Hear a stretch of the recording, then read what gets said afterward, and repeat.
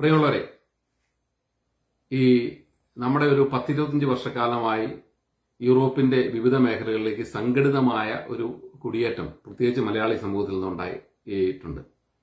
Nursing മേഖലയും health കെയറുമായി ബന്ധപ്പെട്ട മേഖലകളിലാണ് ഈ കുടിയേറ്റം ഉണ്ടായത്. നമ്മളെല്ലാം ലീഗലായി വന്നിട്ടുള്ള ആളുകളും ഗവൺമെന്റ് പറയുന്ന നിയമം അനുസരിച്ച് ജീവിക്കുന്നവരും ഒരു പൈസ പോലും ഇവിടുത്തെ പോലീസിങ്ങിന് നമുക്ക് വേണ്ടി ചെലവാക്കേണ്ടി വന്നിട്ടില്ല. ആകെപ്പാടെ ഇവിടുത്തെ മലയാളികൾ വന്നിട്ടുള്ളതിൽ പോലീസ് നമുക്ക് വേണ്ടി ചെലവാക്കുന്നത് വല്ലപ്പോഴും ട്രാഫിക് നിയമങ്ങൾ തെറ്റി ലൈറ്റ് അടിച്ച് നിർത്തുക മാത്രമാണ്.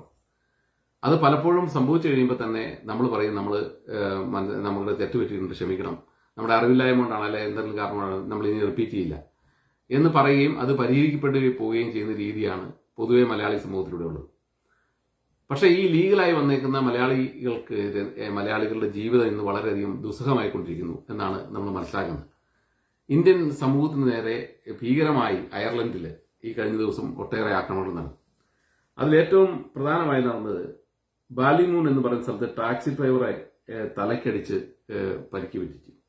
അതുപോലെ അയർലൻഡിൽ തന്നെ താല എന്ന് പറയുന്ന സ്ഥലത്ത്, ഡബ്ലിൻ എന്ന് പറയുന്ന സ്ഥലത്ത്, അതുപോലെ തന്നെ പല സ്ഥലങ്ങളിൽ ഇന്ന് ആക്രമണങ്ങൾ രൂക്ഷമായിക്കൊണ്ടിരിക്കുകയാണ്. ഈ അടുത്ത ദിവസം തന്നെ കഴിഞ്ഞ ഒരു 7 ദിവസങ്ങൾക്ക് മുമ്പ് അമേരിക്കൻ പ്രസിഡന്റ് ട്രംപ് സ്കോട്ട്ലൻഡിൽ വന്നിരുന്നു. അദ്ദേഹത്തിന്റെ സ്കോട്ട്ലൻഡ് സന്ദർശന നേരത്തിൽ അദ്ദേഹം പറഞ്ഞൊരു കാര്യം എന്ന് പറയുന്നത്, മൈഗ്രൻസ്, അതായത് ഇല്ലീഗലായി വരുന്ന ഇമിഗ്രൻസ്, അവര് ജയിലിൽ ബ്രേക്ക് ചെയ്ത് വരുന്നവരുണ്ട്, അതുപോലെ തന്നെ ക്രിമിനൽ കേസുകൾ പ്രതിയായി രക്ഷപ്പെട്ടു വരുന്നവരുണ്ട്, അതുപോലെ ആ രാജ്യത്ത് വേണ്ടാത്ത ആളുകളെയാണ് ഇങ്ങോട്ട് തള്ളപ്പെടുന്നത്. ആ തള്ളപ്പെടുന്ന ആളുകൾ ഈ യൂറോപ്പ് എന്ന് പറയുന്ന വളരെയേറെ സാംസ്കാരികതയും നാഗരികതയുമുള്ള ഈ നാടിന്റെ സംസ്കാരത്തെയും ഈ നാടിനെയും തന്നെ അവർ ഇല്ലാതെയാക്കും. അതുകൊണ്ട് വളരെ സ്ട്രിക്റ്റായ നടപടികൾ സ്വീകരിച്ചില്ലെങ്കിൽ അപകടത്തിലേക്കാണ് പോകുന്നതെന്ന് കെയർ സ്റ്റേമർ എന്ന് പറഞ്ഞ ബ്രിട്ടീഷ് പ്രധാനമന്ത്രിയുടെ സാന്നിധ്യത്തിലാണ് അദ്ദേഹം പറഞ്ഞത്. കെയർ സ്റ്റേമർ പറഞ്ഞു 30,000-ഓളം ആളുകളെ ഞങ്ങൾ ഇപ്പൊ തന്നെ ഡീപ്പോർട്ട് ചെയ്തിട്ടുണ്ട് എന്ന് പറഞ്ഞു. പക്ഷേ ഈ പ്രശ്നം ഇന്ന് രൂക്ഷമായിക്കൊണ്ടിരിക്കുക. അയർലൻഡിൽ ഈ പ്രശ്നം രൂക്ഷമാകുകയും അയർലൻഡിന്റെ വിവിധ മേഖലകളിൽ ഈ ആക്രമണങ്ങൾ രൂക്ഷമാകുകയും ചെയ്ത സാഹചര്യത്തിൽ ഇന്ത്യൻ എംബസി തന്നെ ഒരു കൃത്യമായ ഒരു ഇൻസ്ട്രക്ഷൻ കൊടുത്തിട്ടുണ്ട്. നിങ്ങൾ ജോലി സമയങ്ങളിൽ യാത്ര ചെയ്യുമ്പോൾ വളരെ സൂക്ഷിക്കണം, ഒറ്റപ്പെട്ട സ്ഥലങ്ങളിലൂടെ യാത്ര ചെയ്യുന്നത് സൂക്ഷിക്കണം എന്ന് പറഞ്ഞ് ഇന്ത്യൻ എംബസി തന്നെ അതിനെതിരെ ആളുകൾക്ക് നിർദ്ദേശങ്ങൾ കൊടുത്തിട്ടുണ്ട്. അതുപോലെ ആളുകൾ ഇന്ന് ഭയപ്പെട്ടാണ്. ഇപ്പം എന്നോട് കഴിഞ്ഞ ദിവസം ഒരു 10-25 വർഷം മുമ്പ് വന്ന ഒരാൾ പറഞ്ഞത്, ഞാനിവിടെ വന്നു, എൻ്റെ കുട്ടികൾ ഇവിടെ ജീവിക്കുന്നു, ഞങ്ങൾ ആരും ഈ രാജ്യത്തിനോ ഈ സമൂഹത്തിനോ എതിരായിട്ടില്ല. വന്ന കാലത്ത് ഐറിഷുകാർ ഞങ്ങളോട് കാണിച്ച സ്നേഹത്തിനും അവർ കാണിച്ച മഹാമനസ്കതയ്ക്കും നമ്മൾ എപ്പോഴും നന്ദിയുള്ളവരാണ്. ഞങ്ങൾ ഒരിക്കലും ഈ സമൂഹത്തിനെതിരായി പ്രവർത്തിക്കുന്നില്ല, പക്ഷെ ഞങ്ങളെ ഇവർ ശത്രുക്കളായിട്ടാണ്. വന്ന കാലത്ത് അവർ പറഞ്ഞ് ഡയമണ്ട് മാർട്ടിൻ എന്ന് പറഞ്ഞ ആർച്ച് ബിഷപ്പ്, ഡബ്ലിനിലെ ആർച്ച് ബിഷപ്പ്, അദ്ദേഹം അവരെ ഈ വന്ന ആളുകളെല്ലാം നമ്മുടെ സഹോദരന്മാരാണ്, അവരെ കൂട്ടിപ്പിടിക്കണമെന്നും അവർ നമ്മളെ സഹായിക്കാനാണ് വന്നിട്ടുള്ളത്, നമ്മളെ വാർദ്ധക്യം ബാധിച്ച മനുഷ്യരെ സഹായിക്കാനാണ് വന്നിട്ടുള്ളതെന്നും, അതുപോലെ തന്നെ നേഴ്സിംഗ് ഹോമുകളിൽ ജോലി ചെയ്യാനാണ് വന്നത്, നമ്മുടെ ഹോസ്പിറ്റലുകളിൽ ജോലി ചെയ്യാനാണ് വന്നിട്ടുള്ളത്, അതുകൊണ്ട് അവരെ കൂട്ടിപ്പിടിക്കണമെന്നും അവരെ സഹായിക്കണമെന്നും അന്ന് ഡബ്ലിനിലെ ആർച്ച് ബിഷപ്പായിരുന്ന ഡയർ മൗണ്ട് മാർട്ടിൻ അന്ന് പള്ളികൾക്ക് നിർദ്ദേശം കൊടുക്കുകയും അത് പള്ളികളിലെ ആ ഒരു പ്രചരണം നടത്തുകയും ചെയ്തിരുന്നു. അതുപോലെ അന്ന് വന്ന ആളുകളെ എല്ലാം ഐറിഷുകാർ വളരെ സ്നേഹത്തോടെയാണ് സ്വീകരിച്ചത്.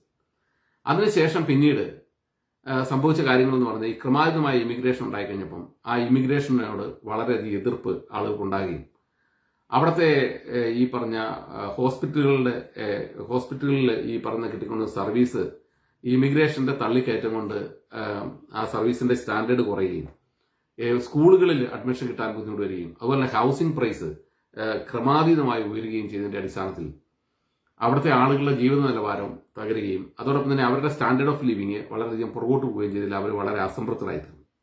ഈ അസംതൃപ്തി യഥാർത്ഥത്തിൽ ഈ കേരളത്തിൽ നിന്നോ ഇന്ത്യയിൽ നിന്നോ ലീഗലായി വന്നിട്ടുള്ള ആളുകളുടെ ഭാഗത്തുനിന്നുണ്ടായ പ്രശ്നങ്ങളല്ലാതെ ഇത് ക്രമാതീതമായി ഈ ബോട്ടുകളിലൂടെ ഈ ഇംഗ്ലണ്ടിൽ വരികയും പിന്നീട് അയർലൻഡിലേക്ക് പോവുകയും അതുപോലെ തന്നെ ഇല്ലീഗലായി വരികയും ചെയ്ത ആളുകളുടെ ഭാഗത്തുനിന്ന് പ്രശ്നങ്ങളുണ്ടാകുകയും അതിനുപരി ഇസ്ലാമിക് ടെററിസം എന്ന് പറഞ്ഞ ഇസ്ലാമിക് ടെററിസത്തിലൂടെ അവിടെ പ്രശ്നങ്ങൾ ഉണ്ടാകുകയും ഒക്കെ ചെയ്തതോടുകൂടി ആളുകൾക്ക് ഭയങ്കരമായ അസംതൃപ്തി ഉണ്ടാകുകയും ഇന്ന് ഇവരെല്ലാവരും using the same brush to everybody. അതാണ് അതിന്റെ ഒരു പ്രശ്നം എന്ന് പറഞ്ഞത്. അവരൊരു സെയിം ബ്രഷ് ഉപയോഗിച്ചാണ് എല്ലാവരും ഇപ്പം പെയിന്റ് ചെയ്യുന്നത്. കാരണം അവർ ഫോറിനേഴ്സിനെ കാണുന്നത് അങ്ങനെയാണ്. അതിൻ്റെ അകത്ത് ഇല്ലീഗൽ ഇമിഗ്രൻസ് ഏതാണ്, ലീഗൽ ഇമിഗ്രൻസ് ഏതാണെന്ന് അവർക്ക് അറിയത്തില്ല. അതുകൊണ്ട് തന്നെ അവിടെ ഗ്യാങ്ങുകൾ കൂടി നിന്ന് ആളുകളെ ഇടിക്കുന്നു. അതുപോലെ തന്നെ ബസ്സിൽ കയറി യാത്ര ചെയ്ത ഒരു വിദ്യാർത്ഥിയെ ഇടിക്കുന്ന വീഡിയോസ് പുറത്തു വന്നു. അതുപോലെ ഒരു ടാക്സി ഡ്രൈവറെ ഇടിച്ച് മുഖം മുഴുവൻ ഇടിച്ച് നീര് വെച്ച അവസ്ഥയിൽ ഉള്ള സംഭവം പുറത്തു വന്നു. അങ്ങനെ ഒട്ടേറെ സംഭവങ്ങൾ ഇന്ന് അയർലൻഡിൽ നിന്ന് പുറത്തു വന്നിരിക്കുകയാണ്. ഇത് ഇംഗ്ലണ്ടിലേക്കും പറന്നുകൊണ്ടിരിക്കുകയാണ്. ഇത് യൂറോപ്യൻ രാജ്യങ്ങളിലേക്ക് ഇന്ന് പൊതുവായിട്ടുള്ള ട്രംപിന്റെ ഇമിഗ്രേഷൻ വിരുദ്ധ നിലപാട്, ആ നിലപാടിനെതിരെ ഉള്ള ഒരു കാറ്റ് ഇന്ന് യൂറോപ്യൻ രാജ്യങ്ങളിലേക്കും ആഞ്ഞടിച്ചുകൊണ്ടിരിക്കുകയാണ്. ഞാൻ ഇത് സംബന്ധിച്ച് നമ്മുടെ ഒരു സുഹൃത്ത് അയർലൻഡിലുള്ള ഒരാൾ എനിക്ക് എഴുതി അയച്ച ഒരു വാട്സപ്പ് മെസ്സേജ് നിങ്ങളെ വായിച്ചു കേൾപ്പിക്കാം. അദ്ദേഹം പറയുന്ന ഒരു പ്രധാന പോയിന്റ് എന്ന് പറയുന്നത്, ഇവിടെ വന്നിരിക്കുന്ന ആളുകൾ മുൻകാലങ്ങളിൽ ഇവിടെ വന്ന ആളുകൾ ഇവിടുത്തെ പള്ളികളിൽ ചേർന്ന് ആ പള്ളികളിലോട് ചേർന്ന് നിന്ന് പോവുകയും അവിടുത്തെ ആളുകളുമായി സഹകരിക്കുകയും അങ്ങനെ അവിടുത്തെ സമൂഹത്തിൽ തന്നെ ആ സമൂഹത്തോട് ഇന്റഗ്രേറ്റ് ചെയ്താണ് പോകുന്നത്. അതായത് നമ്മൾ ഏത് നാട്ടിൽ ചെന്നാലും you be in Roman, when you are in Roman you be a Roman എന്നാണ് പറയുന്നത്. അതായത് നമ്മൾ ആ നാട്ടിൽ ചെല്ലുമ്പോൾ ആ നാടിന്റെ സംസ്കാരത്തോടൊത്ത് ജീവിക്കണം. അത് ചെയ്യാത്തതിന്റെ പരിണിതഫലമായിട്ടാണ് ആ പരിണിതഫലമായിട്ട് ഈ നമ്മുടെ നാട്ടിലെ എല്ലാ വിഴുപ്പുകളും എല്ലാ ആചാരങ്ങളുമായി ഇങ്ങോട്ട് കുടിയേറിയ മലയാളികളുടെ ഇടയിൽ അവർ ഒരു വാട്ടർ ടൈറ്റഡ് കമ്പാർട്ട്മെന്റായി മാറി നിന്നുകൊണ്ട് മറ്റു സമൂഹത്തിൽ ഇന്റഗ്രേറ്റ് ചെയ്യാതെ ആകുന്നതോടുകൂടി സംഭവിക്കുന്നത് ഇവരെയും ഒരേ നിലയിൽ ഈ പറഞ്ഞ ഇസ്ലാമിക തീവ്രവാദികളെ കാണുന്ന അതേ മാനസികാവസ്ഥയിൽ കാണാനിടയാവും. അത് ഒരു പ്രധാന പ്രശ്നമാണ് ഇവിടെ. മുൻകാലത്ത് അങ്ങനെ അല്ലായിരുന്നു ഐറിഷുകാരുടെ മാനസികാവസ്ഥ എന്നാണ് അദ്ദേഹം പറയുന്നത്. നമുക്ക് അദ്ദേഹം പറഞ്ഞ് ഞാനൊന്ന് വായിച്ചു കേൾപ്പിക്കാം. പ്രിയപ്പെട്ട ടോം ജോസ് തടിയമ്പാട്, താങ്കളുടെ വീഡിയോകൾ പലപ്പോഴും കണ്ടിട്ടുള്ളതിനാൽ ആണ് എഴുതുന്നത്. ഞാൻ കുറച്ചു കാലമായി അയർലൻഡിൽ താമസിക്കുന്ന ഇതുവരെ കണ്ടിട്ടും കേട്ടിട്ടുമില്ലാത്ത വല്ലാത്ത അവസ്ഥയാണ് ഇവിടെ സംജാതമായിട്ടുള്ളത്. സ്വദേശികൾക്ക് ഇമിഗ്രൻസിനോട് കടുത്ത ദേഷ്യവും പകയും, ചെറിയ ഗ്രൂപ്പിൽ നിന്ന് തുടങ്ങിയ പ്രതിഷേധം വലിയ റാലികൾ വരെ എത്തി നിൽക്കുന്നു. കൂടാതെ കായികമായ ആക്രമണ പരമ്പര തുടരുന്നു. ഇന്ത്യയിൽ നിന്നുള്ളവർ പ്രൊഫഷണൽ ഉള്ളവരാണെന്നും അഭയാർത്ഥികളല്ലെന്നും വ്യക്തമായി ഇവിടെയുള്ളവർക്ക് അറിയാതെ പോയി. മെച്ചപ്പെട്ട ജീവിതം തേടി മറ്റു രാജ്യങ്ങളിലേക്ക് പോകുമ്പോൾ പാലിക്കേണ്ട മിനിമം മര്യാദ അവരുടെ സംസ്കാരവുമായി കുറച്ചെങ്കിലും സഹകരിക്കുക എന്നതാണല്ലോ. എന്നാൽ സീറോ മലബാർ വൈദികർ ശുശ്രൂഷയ്ക്ക് വരികയും നാട്ടിലെ പോലെ സർവ്വ ആചാരങ്ങളിൽ തുടങ്ങുകയും നമ്മുടെ സഭ മുതലായവ ഇത്യാദി വാചകങ്ങൾ ഉപയോഗിക്കുക വഴി ഒന്നിച്ചു പോയിരുന്ന സമൂഹം വിവിധ കൂട്ടായ്മകൾ സഭകളായി മാറുകയും ആഘോഷങ്ങൾ ഘോഷയാത്ര തന്നെ സ്ഥിരമായി ചെണ്ട കാണുകയോ കൊട്ടു കേൾക്കുകയോ ചെയ്യാത്തവരുടെ നാട്ടിൽ ഇത്തരം ശബ്ദകോലാഹലം നമ്മെ വെറുപ്പിക്കാനിടയാവും. ഈയിടെ കേട്ടു ക്രാസ് സംഗമം നോർത്തിൽ തിരുനാൾ എക്സെട്ര തനി നാടൻ രീതിയിൽ വേണ്ടവർ സ്വന്തം രാജ്യത്തേക്ക് പോവുകയാണെങ്കിൽ ബാക്കിയുള്ളവർക്ക് തല്ലും തുപ്പും കൊള്ളാതെ ജീവിക്കാമായിരുന്നു. സാധ്യമെങ്കിൽ അങ്ങൊരു വീഡിയോയിലൂടെ എളിയ അഭിപ്രായം പറഞ്ഞിരുന്നുവെങ്കിൽ നന്ന്. അടുത്ത തലമുറയെങ്കിലും വിഭാഗിതില്ലാതെ സമാധാനപരമായി ജീവിക്കട്ടെ. നന്ദി. ഇദ്ദേഹം എഴുതി അയച്ചതിന് ശകലം വസ്തുതയുണ്ട്. കാരണം വെച്ചാൽ ഇവിടെ വന്ന കാലത്ത് കഴിഞ്ഞ 2015 വരെ ഇവിടെ വന്ന ആളുകളെല്ലാം തന്നെ ഇംഗ്ലീഷ് പള്ളികളോട് ചേർന്ന് അവരുടെ കുട്ടികളും അതോടൊപ്പം തന്നെ എല്ലാവരും പള്ളിയിൽ പോവുകയും അവിടെ അൾത്താരയിലുള്ള പ്രവർത്തനങ്ങളൊക്കെ ആയി സഹകരിച്ചൊക്കെ പോയിക്കൊണ്ടിരുന്നതാണ്. വന്ന കാലത്ത് കുറച്ച് റേസിസ്റ്റ് ബുദ്ധിമുട്ടുകളൊക്കെ ഇംഗ്ലണ്ടിലും ഉണ്ടായിരുന്നു.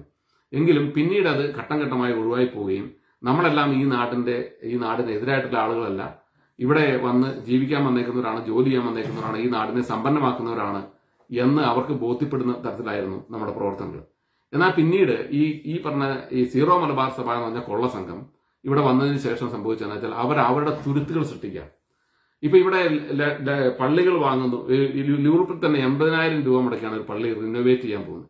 ഈ റിനോവേറ്റ് ചെയ്യാൻ പോകുന്ന പള്ളിയും അതുപോലെ തന്നെ ഈ പള്ളികൾ വാങ്ങുകയും ഇവർ സെപ്പറേറ്റഡ് ആയി ഇവരുടേതായ ലോകം സൃഷ്ടിക്കുകയും അതോടൊപ്പം തന്നെ എന്റെ ഇവിടുത്തെ മലയാളികളിൽ ഏറ്റവും വളർന്നു വന്ന ഒരു ഉയർന്ന തലത്തിലെത്തിയിട്ടുള്ള ഒരു മലയാളി ഒരു പേഴ്സണൽ ടോക്കിൽ എന്നോട് പറഞ്ഞത്, ഇവരുടെ സാമ്പത്തിക ശക്തി കൊണ്ട് ഇവിടുത്തെ സഭയെ പോലും സ്വാധീനിക്കാനും ഇവിടെയുള്ള കുട്ടികളുടെ വിവാഹം ഇംഗ്ലീഷ് പള്ളിയിൽ നടത്താൻ പോയ വിവാഹം പോലും ഇവിടുത്തെ ഈ സീറോ മലബാറിന്റെ ബിഷപ്പ് ഇടപെട്ട് അത് ഇവിടുത്തെ ബിഷപ്പ് കൗൺസിലിൽ അത് ചെയ്യാൻ പാടില്ല, അവരെല്ലാം ഞങ്ങളുടെ കുഞ്ഞാടാണ്, ഞങ്ങൾക്ക് മാത്രം അറുത്ത് തിന്നാനുള്ളതാണ്, നിങ്ങൾക്ക് അറുത്ത് തിന്നാനുള്ളതല്ല എന്ന് പറഞ്ഞുകൊണ്ട് ആ വിവാഹം മുടക്കുകയും അദ്ദേഹം സഭ മാറി കല്യാണം കഴിക്കുകയും ചെയ്ത സംഭവം പോലും ഇവിടെ ഉണ്ടായിട്ടുണ്ട്. അപ്പൊ ഇത്തരത്തിൽ ഈ മലയാളികൾ അധ്വാനിക്കുന്ന പണം ശേഖരിച്ച് ഈ പള്ളികൾ വാങ്ങുകയും ആ പള്ളികളുടെ സംഘടിത ശക്തി ഉപയോഗിച്ച് ഇവിടുത്തെ സഭയെ പോലും സ്വാധീനിക്കാൻ ശ്രമിക്കുന്നു, സാമ്പത്തികമായി സ്വാധീനിക്കാൻ ശ്രമിക്കുന്നത് ഗവൺമെന്റിന്റെ ഭാഗമായിട്ടുള്ള ഒരു മലയാളിയാണ് എന്നോട് പറഞ്ഞത്. അപ്പൊ ആ തരത്തിൽ ഇവിടുത്തെ പള്ളികളിൽ പോകുന്ന മനുഷ്യരെ തടഞ്ഞു നിർത്തുകയും അതിനുശേഷം ഇവിടെ വന്ന അച്ഛന്മാർ ഇതെല്ലാം ഇപ്പം ഈ പറഞ്ഞ ലാറ്റിൻ സഭയിലേക്ക് സൗകര്യം കിട്ടുമ്പം അങ്ങോട്ട് പോവുകയും അവിടെ പ്രാർത്ഥിക്കുകയും ചെയ്യുന്നു. എന്നാൽ ലാറ്റിൻ സഭ പോകുന്ന സാധാരണക്കാരായ മനുഷ്യരെ വിലക്കുകയും ചെയ്യുന്നു. അവിടെ വിവാഹം കഴിക്കാൻ പോകുന്നവരെ വിലക്കുന്നു. ഇത്തരത്തിലൊക്കെ മനുഷ്യരെ കുടുംബങ്ങളെ തമ്മിലടിപ്പിക്കുന്ന അല്ലെങ്കിൽ പരസ്പരം ഒരുമിച്ച് ജീവിച്ച മനുഷ്യനെ തമ്മിലടിപ്പിക്കുന്ന തരത്തിലേക്ക് ഈ സഭകളുടെ പ്രവർത്തനം മാറുകയും അതോടൊപ്പം തന്നെ അവർ ഈ മെയിൻ സ്ട്രീമിൽ നിന്ന് ഈ പൊതുധാരയിൽ നിന്ന് മാറി നിൽക്കുകയും അതോടൊപ്പം ഇവിടുത്തെ മറ്റ് ഈ ഇസ്ലാമിക തീവ്രവാദികളെ പോലെ തന്നെ വേറെ സെപ്പറേറ്റായി നിന്നുകൊണ്ട് അവര് ഈ സമൂഹത്തിന്റെ മെയിൻ സ്ട്രീമിൽ നിന്ന് മാറി നിൽക്കുന്നതോടുകൂടി നമ്മളെയും ഈ പറയുന്ന കാണുന്നത് സെയിം ബ്രഷ് കൊണ്ടാണ് നമ്മളെയും അവരടിക്കാൻ ഉദ്ദേശിക്കുന്നത്. അപ്പൊ അതുകൊണ്ട് ഇത് സംഭവിച്ചിരിക്കുന്നത് ഇത്തരം വരുന്ന സെഗ്രിഗേഷൻസ് എല്ലാം തന്നെ ഭാവിയിൽ നമ്മുടെ ജീവിതത്തെ ഇവിടെ അപകടപ്പെടുത്തും. നിങ്ങൾ 80,000 രൂപ എടുത്ത് പള്ളി റിനോവേറ്റ് ചെയ്യുമ്പോൾ സത്യത്തിൽ നിങ്ങളുടെ കുഴി തന്നെയാണ് നിങ്ങൾ കുത്തുന്നത്. അതുപോലെ തന്നെ നിങ്ങൾ ഇവിടെ സെപ്പറേറ്റഡ് ആയിട്ടുള്ള പള്ളികളും സംവിധാനങ്ങളും ഉണ്ടാക്കി നിങ്ങൾ മാറി നടക്കുമ്പോൾ നിങ്ങളൊരു സെപ്പറേറ്റ് ആയിട്ടുള്ള വിഭാഗമാണെന്നാണ് അവർ കാണുന്നത്. അപ്പൊ സ്വാഭാവികമായി സംഭവിക്കുന്നത് നിങ്ങൾ ഈ ഇസ്ലാമിക തീവ്രവാദികളെ പോലെ നിങ്ങളെയും തിരിച്ചറിയാൻ പറ്റാത്തവരായി മാറുകയാണ് ചെയ്യുന്നത്. അതാണ് ഇപ്പം അയർലൻഡിൽ സംഭവിച്ചിരിക്കുന്നതാണ് ഈ എഴുതി അയച്ചു തന്ന സുഹൃത്ത് എന്നോട് പറഞ്ഞിട്ടുള്ളത്. ഇതിൽ ഏറ്റവും കൂടുതൽ കഷ്ടത അനുഭവിക്കുന്നത് ഇവിടുത്തെ മലയാളികളാണ്. കാരണം മലയാളികൾ അവർ ജോലി ചെയ്യുന്നു, വീട്ടിൽ പോകുന്നു, അവരുടെ കാര്യങ്ങൾ നോക്കി നടക്കുന്നു, അവരെ പിള്ളേരെ പഠിപ്പിക്കുന്നു, അവര് നല്ല നിലയിൽ ജീവിച്ചു പോകാൻ വേണ്ടി ശ്രമിക്കുന്നു.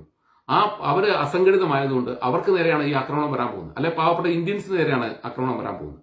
ഈ ആക്രമണങ്ങളെല്ലാം തന്നെ സഹിക്കേണ്ടി വരുന്നത് ഇത്തരം വരുന്ന ഇസ്ലാമിക തീവ്രവാദികൾ നടത്തുന്ന ഈ ആക്രമണങ്ങൾക്ക് അതിന്റെ എല്ലാം തന്നെ പ്രതിസന്ധി സഹിക്കേണ്ടി വരുന്നത് ഇവിടുത്തെ ഈ സാധാരണക്കാരായിട്ടുള്ള ഇന്ത്യൻസ് ആണ്.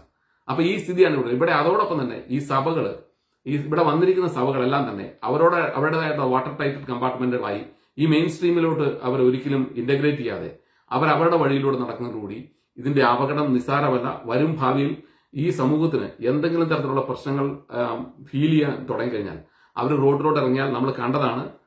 സൗത്ത് പോർട്ടിലെ കുട്ടികളുടെ നേരെ നടന്ന കലാപത്തിന് ശേഷം ഇവിടുത്തെ ഹോട്ടലുകൾക്ക് തീവെച്ചു.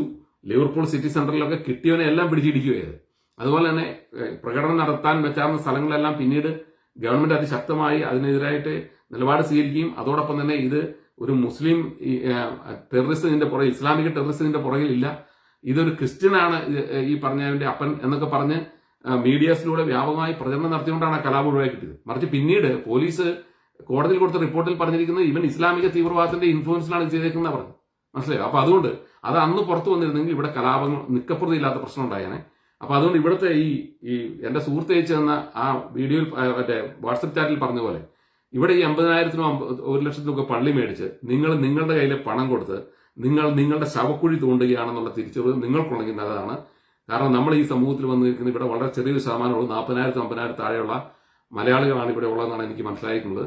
ആ മലയാളികൾ അവരുടേതായ ഒരു ലോകം സൃഷ്ടിക്കാനും അവരുടേതായിട്ടുള്ള നാട്ടിലെ എല്ലാ വിഴുപ്പുകളും ചുമന്നുകൊണ്ട് ജീവിക്കണം എന്നാണ് ആഗ്രഹിക്കുന്നതെങ്കിൽ അത് ഈ സമൂഹത്തെ അലോസരപ്പെടുത്തുമെന്നുള്ളതിന്റെ തെളിവാണ് ഇതൊക്കെ.